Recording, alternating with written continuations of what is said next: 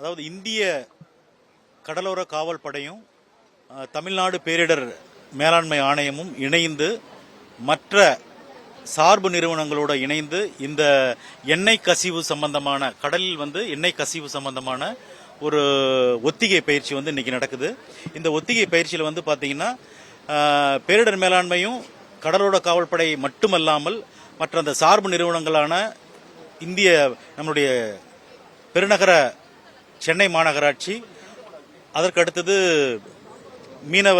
மீன்வளத்துறை, அதுக்கடுத்தது சுற்றுப்புற சூழல் துறை, மாசு கட்டுப்பாடு துறை, இவங்க எல்லாமே இணைந்து இந்த பணியை செய்திருக்கிறோம். இது மட்டுமல்லாம பொதுமக்கள், வாலண்டியர்ஸ், தன்னார்வலர்கள் எல்லாமே இந்த பணியில ஈடுபட்டு மிக சிறப்பாக இந்த எண்ணெய் கசிவு கடலில் ஏற்பட்டால் அதை எவ்வாறு நம்ம வெளியேற்றி பாதுகாப்பாக எப்படி நம்ம அதை வெளியில கொண்டு போய் சேர்க்கணும் அப்படிங்கிற ஒரு விஷயமும், அதற்கு அடுத்தது இது சம்பந்தமான ஒரு தவறான புரிதல்களும் பொதுமக்களுக்கு இருக்கக்கூடாது. எல்லா பொதுமக்களும் இந்த நிகழ்வுல தாமாக முன் கலந்துக்கணும். எந்த ஒரு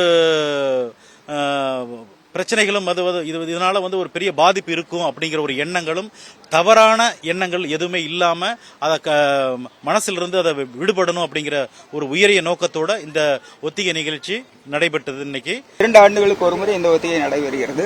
நேற்று கடலில் நடந்த இந்த ஒத்திகை, இன்று கரையில் பாதிக்கப்பட்டால் இந்த கரைகளை எப்படி பாதுகாப்பது, பாதிக்கப்பட்ட கரைகளில் இருந்து எப்படி அந்த மீட்பு பணிகளை மேற்கொள்வது என்பது பற்றியான புரிதல்களை ஒத்திகை இங்கே நடந்தது என்று. மீனவர்கள் மீன்வளத்துறையும் இந்த இதுல இருக்காங்க. அவங்க கன்ஃபார்ம் அவங்களோட இதுக்கு இன்ஃபார்ம் பண்ணிடுவாங்க. இதுல பாத்தீங்கன்னா மீனவர்களுக்குன்னு சொல்லி அவங்களுடைய அசோசியேஷன் இருக்கு. அந்த அசோசியேஷனை சார்ந்த ஒவ்வொரு நபர்களும் நம்மளுடைய ஏற்கனவே நடைபெற்ற இந்த நிகழ்ச்சி இன்னைக்கு நடக்குது அப்படின்னு சொல்லி பாத்தீங்கன்னா எடுத்த எடுப்புல இந்த நிகழ்ச்சி நடக்கல. இதுக்கு முன்னாடி ஒரு 3-4 கூட்டங்கள் நடந்தது. அந்த 3-4 கூட்டங்களிலும் மீனவ அமைப்பினை சார்ந்த நபர்கள் எல்லாம் பார்ட்டிசிபேட் பண்ணி அவர்களுடைய தேவைகளை மற்றும் நம்மகிட்ட எப்படி எங்களுக்கெல்லாம் ஒரு சில விஷயங்கள் இருக்கு, அதை நம்ம எப்படி நீங்க நிறைவேற்றணும் அப்படிங்கறது எல்லாத்தையும் எங்களுக்கு சொன்னாங்க.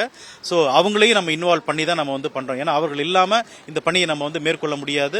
இந்த பணியை நம்ம என்னதான் டெக்னிக்கலா நம்ம பண்ணாலும் துரிதமா நடத்துறதுக்கு பாத்தீங்கன்னா அவங்களுடைய ஹெல்ப் இல்லாம நம்ம பண்ண முடியாது. இவ்வளவு பெரிய கடல்ல ஒரு விபத்து ஏற்படுத்தினா கடல் உயிரினங்கள் பெரிய அளவுல பாதிக்கப்படும். அதை பாதுகாக்கிறதுக்கு நம்ம என்ன மாதிரியான நடவடிக்கைகள் சார் இது போன்ற அதான் அந்த உயிரினங்களை பாதுகாக்கணுங்கிற ஒரு உயரிய நோக்கத்தோட மட்டும்தான் நம்ம இதை என்ன பண்றோம்னா எல்லா டிபார்ட்மெண்ட் இப்ப கடலோர காவல் படை அப்படிங்கிற ஒரு படை மட்டும் இல்லாம எல்லா டிபார்ட்மெண்ட், என்வரன்மெண்ட் டிபார்ட்மெண்ட், மீன்வளத்துறை, அதற்கடுத்து மாசு கட்டுப்பாடு துறை, இது எல்லாத்தையும் ஒருங்கிணைத்து இம்மீடியட்டா ஒரு மிகப்பெரிய ஒரு பெரிய வீச்ல ஒரு போர்க்கால அடிப்படையில தான் இந்த பணியை நம்ம செய்யணும்.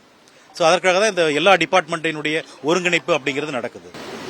என்ன கலக்கிறத தடுக்கிறதுக்கான இந்த வழிகள் இல்ல, தடுக்கிறதுங்கிறது பாத்தீங்கன்னா இது யாருமே வேணும்னு பண்றது இல்ல, தெரியாம அறியாமையாக ஏதாவது ஒரு சின்ன அவங்களோட இதுல ஒரு விபத்தினாலேயோ ஏற்படக்கூடியதான் இந்த எண்ணெய் கசிவு.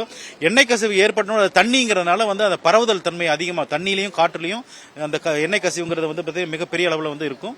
சோ அதை தடுப்பதற்கு உண்டான எல்லா உபகரணங்களும் நம்ம மீன்வளத்துறையிலிருந்து அதுக்கடுத்து இந்தியன் கோஸ்ட் கார்டுல இருந்து எல்லாருமே வச்சிருக்கிறாங்க.